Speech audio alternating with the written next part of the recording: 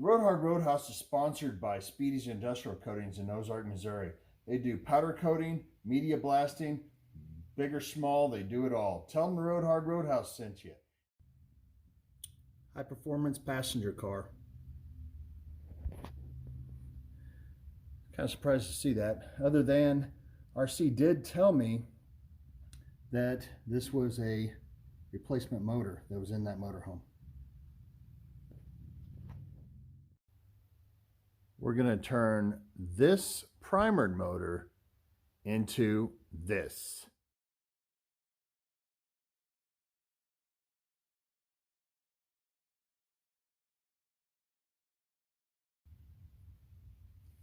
Activator. 4 parts paint to 1 part activator.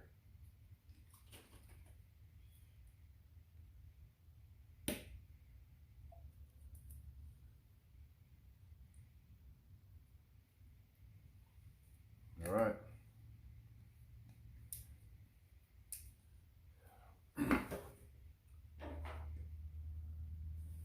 This is the color that I wanted, so I'm good. This is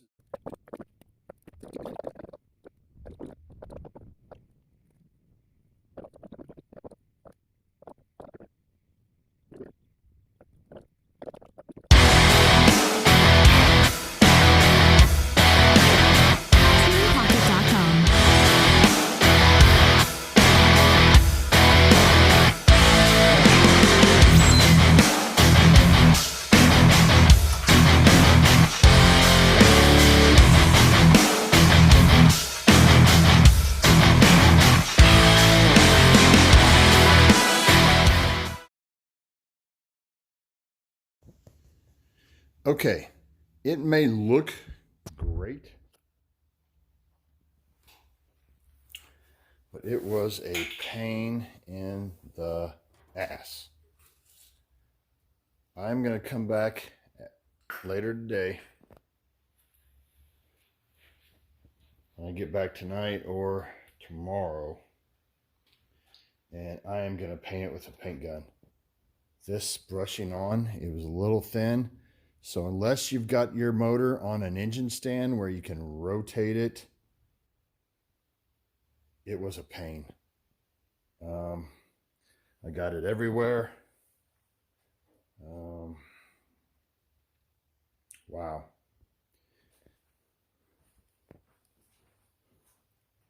I don't like to cuss in my videos, but I'm pretty ticked off about this.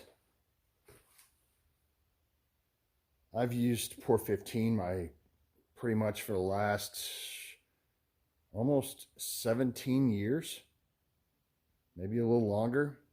And this is unacceptable. It says that it self-levels. I don't agree. But don't get me wrong, it looks really great from about 2.5, 3 feet away. I am gonna spray it, and I may still like it, so the verdict is not in yet.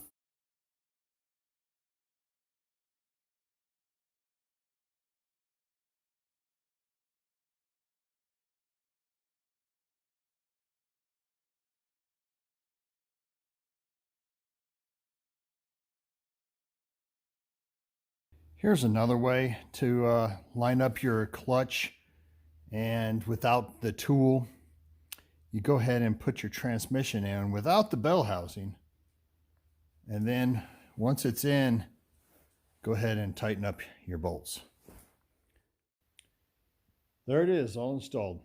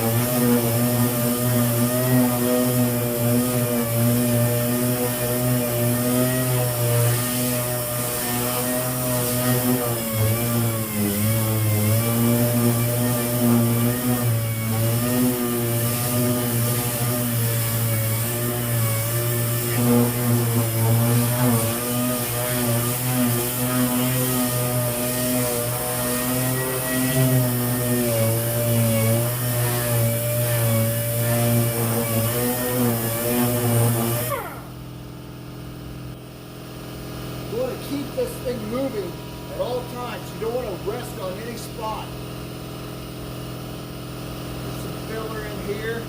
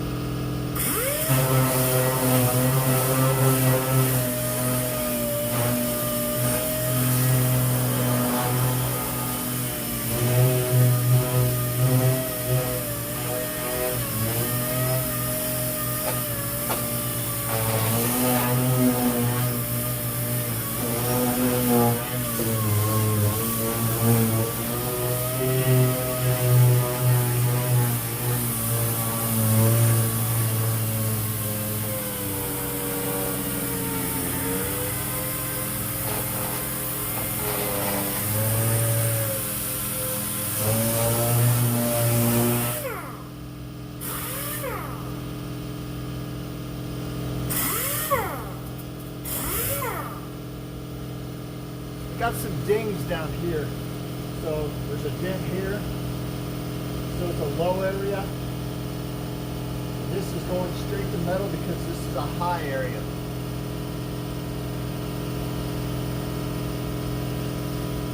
Wow, they knocked it out pretty dang good.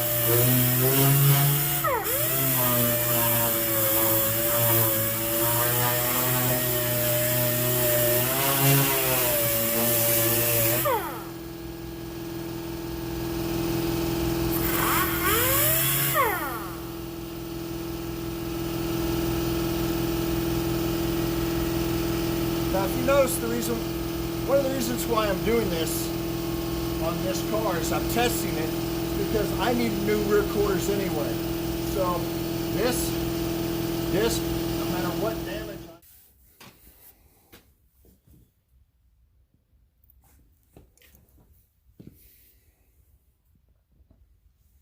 like I said, I didn't do up in here.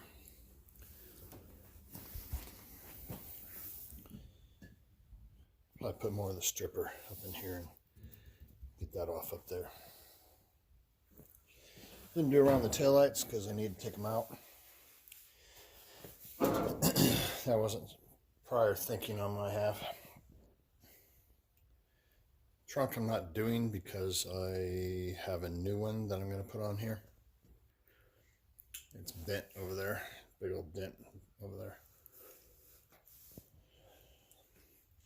So I did doors and rear quarters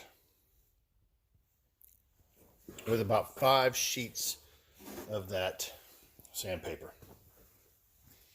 I actually used 6, but I ruined one by putting the sticky side up against an old sheet of sandpaper, which was still on the DA sander.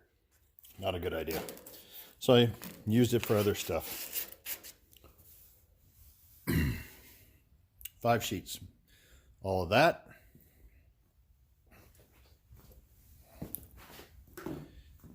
And all of this.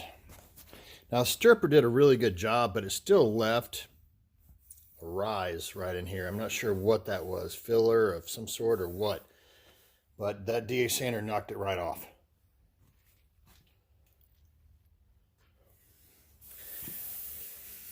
Like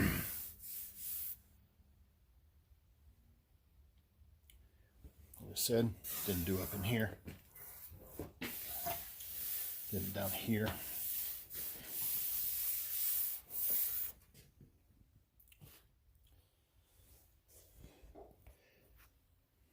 The car's getting ready to get metal work done, so ignore the rust. It's time to clean the scatter shield. Lots of citrus spray, wire wheel, and air. This is a mess. I'm not even going to film this for you. It's dirty. I used Gunk engine degreaser and multi-surface degreaser on this. It's made with citrus. I did a video on it a while back. I showed you the difference between this one and one of the bigger priced ones. So if you want to take a look at it, go ahead. Sure gets this stuff taken off a lot easier than some of the bigger names. Now, for the inside of the scatter shield, I used the Duplicolor engine enamel with ceramic. It's the Chevrolet Orange Red DE1607. The outside of it, I'm going to use the Eastwood paint so everything matches.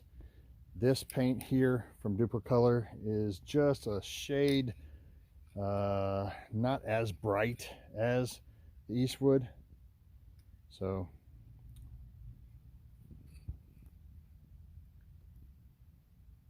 we'll get this thing done today.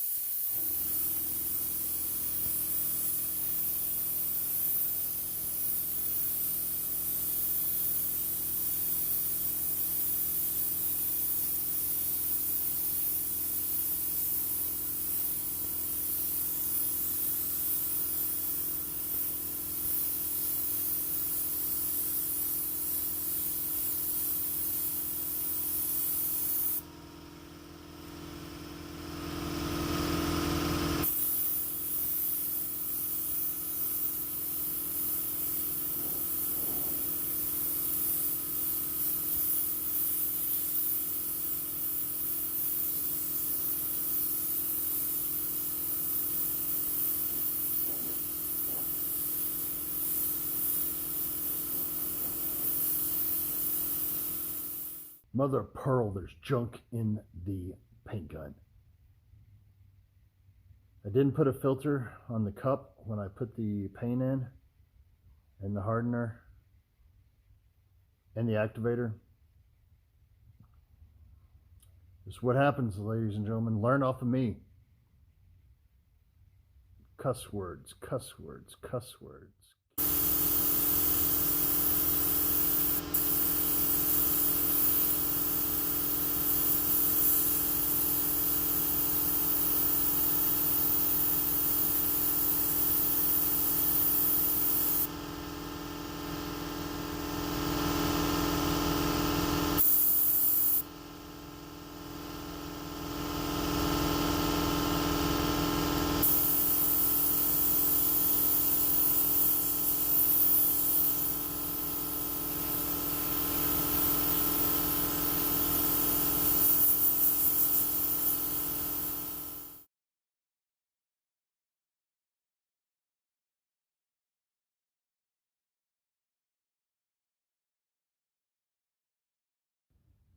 As far as the factory manifolds, I use the VHT Flameproof.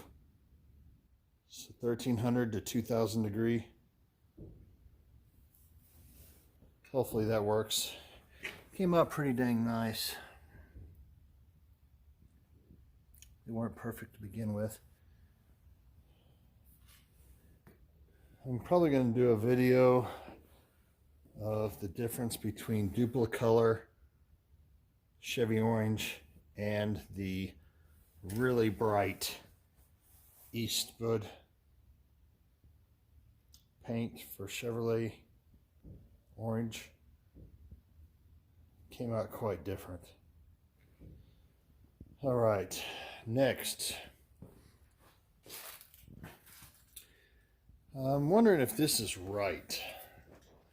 It's the only bolt holes that this Super T10 would bolt into this scatter shield, but it's a little off. As far as straightness, it looks okay. Straight down through the top. It looks all right, I guess, but it just looks odd.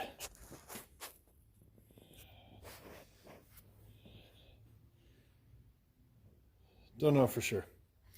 All right, if you have an answer to that, let me know, because I need to know. All right, next. The side, that DA sander really did a great job on this. I'm going to start planning the prep work, and can't wait to get that started, because I want to prime this thing and get it in at least primer before the winter kicks in too bad.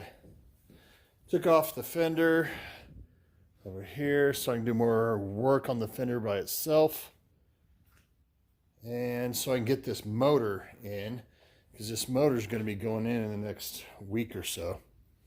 As soon as I get the clutch fork in, we'll probably put that motor in.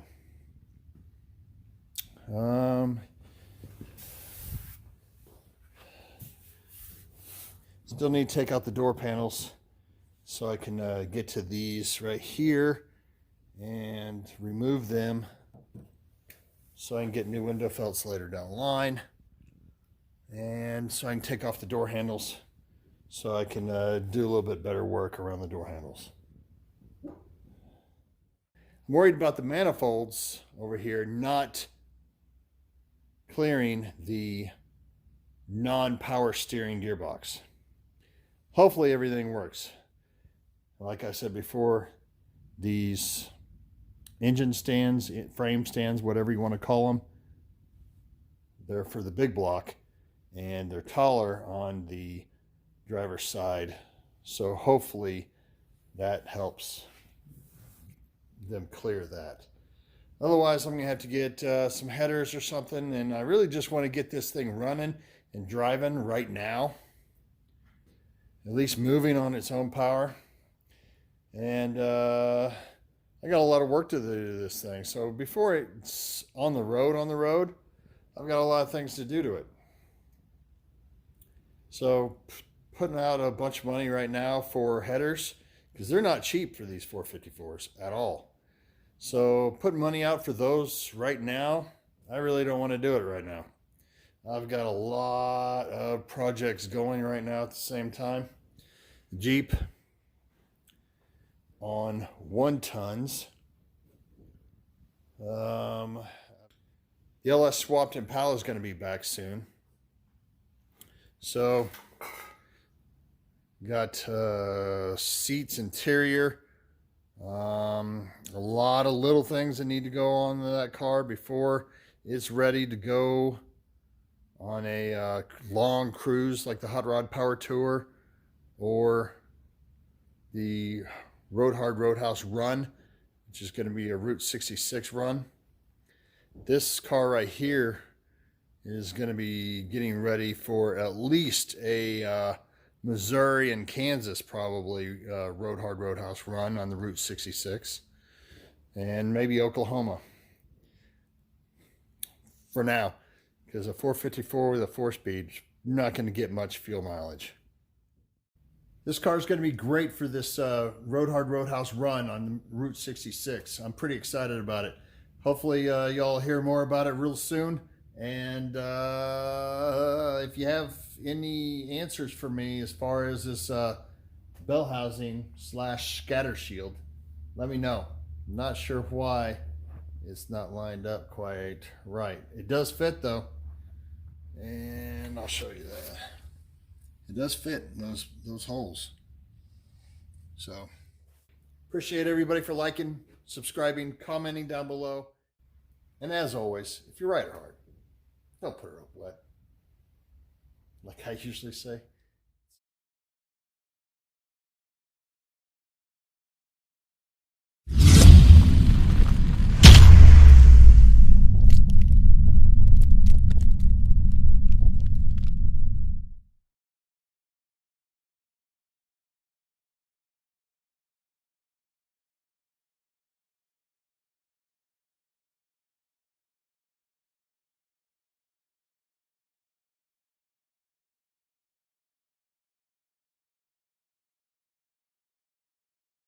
Road Hard Roadhouse is sponsored by Speedy's Industrial Coatings in Ozark, Missouri. They do media blasting, powder coating, big or small, they do it all.